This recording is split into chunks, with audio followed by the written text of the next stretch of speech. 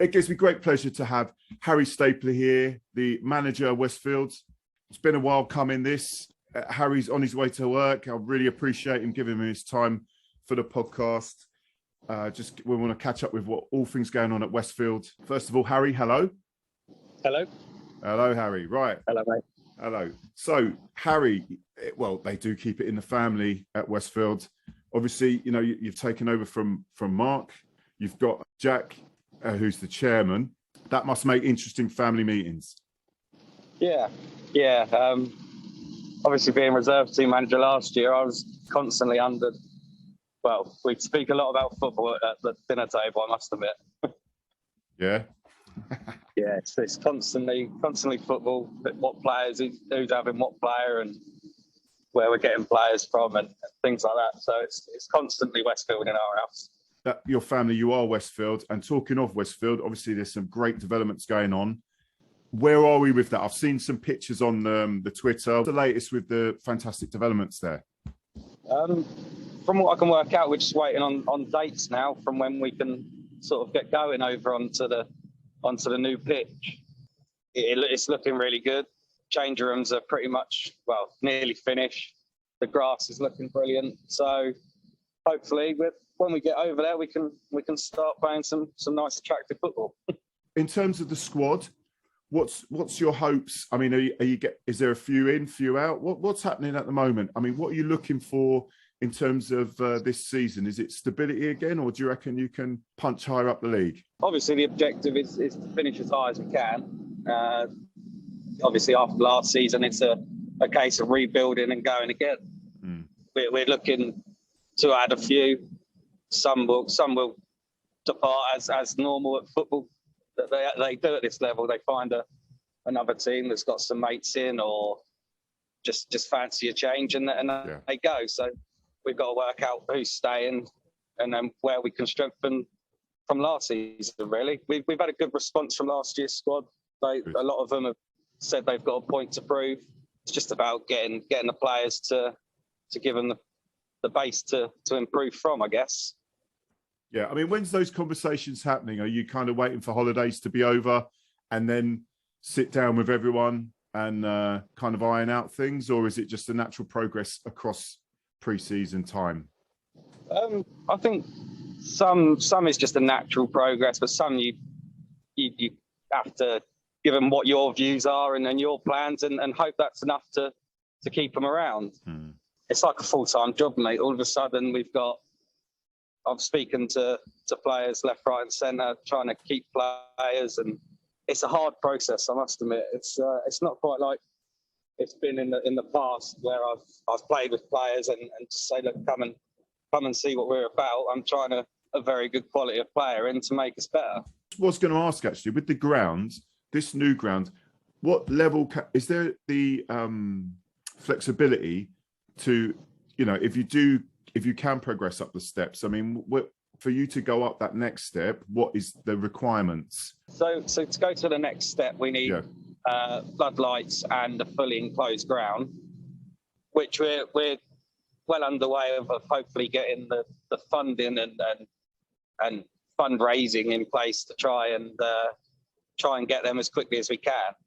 Dad's sort of taken over that role and is working hard to get as much support as we can. So by the time we get to that point of moving over, we don't have to sort of wait around, and we can move straight in and hopefully straight up. Yeah, so that I mean, you've got that flexibility where because I've only seen, as you say, you know, like the pictures of the build and like the outside of the pitch which looks really good, but I wasn't sure about what sort of flexibility you've got if you've got to make additions to the ground. You could definitely at least punch up to the next level, yeah?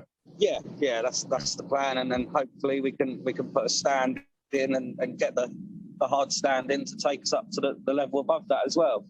Oh, great stuff. So you have had those sort of conversations with the local council on that?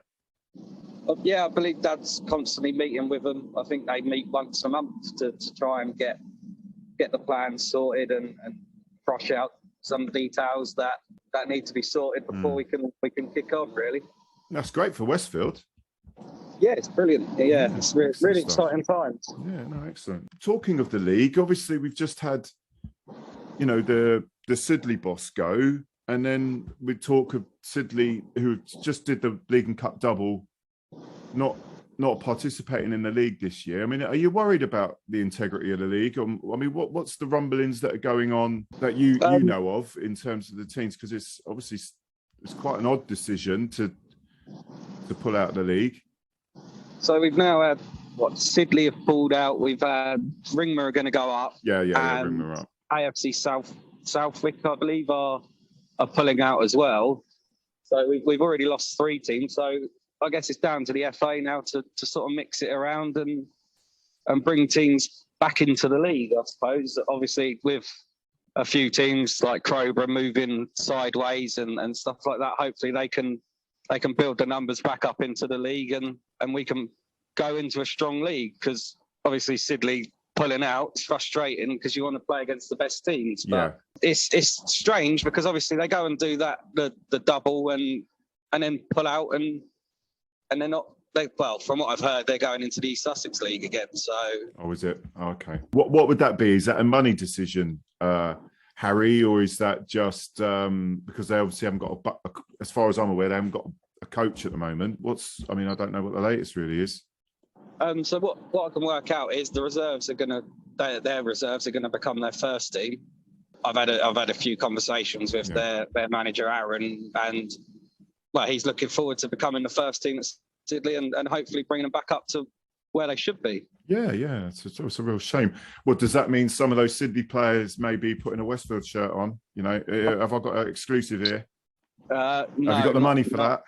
No, probably not. But hopefully conversations can be had with some good players, and if we can do something, then we'll hopefully get them in. But at the moment, we're happy with where our squad's going. So, yeah, hopefully it's a good start to the season and we can kick on from there. Yeah, so just quickly, so your coaching team, you've got yourself and you've got David Miller as your assistant, and John Gardner. How much time do you get with your lads at Westfield? What do you get them in once, twice a week? What's the deal? So at the moment, we're doing twice a week. We've sort of started a pre-season session, just an hour on a Saturday morning, an hour on a Tuesday evening. But we will be changing to twice a week, Tuesday and Thursday, hopefully getting all the teams together, all the adult teams from the first down to the under 18s. Oh, brilliant. For an hour and a half session twice a week. So 3 hours at this level is probably it's good, isn't it? A good number. So Harry, getting that squad together. So your pre-season, when's your pre-season start and when's that first game down? Our pre-season is going to start on the 7th of June. Give us a good 2 months. From what I can understand, the league's probably going to be starting around the 13th of August. Our first game is the 16th of July, at home to, I believe, Hastings. So that could be an interesting start. Very nice. I've got a double excuse to be there.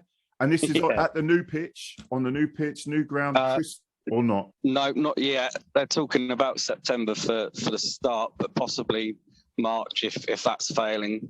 Oh, okay. So just to make sure everything's fine. So at the old ground until at the Parish Field, at the Parish Field, yeah. So, all right then. Well, there you go.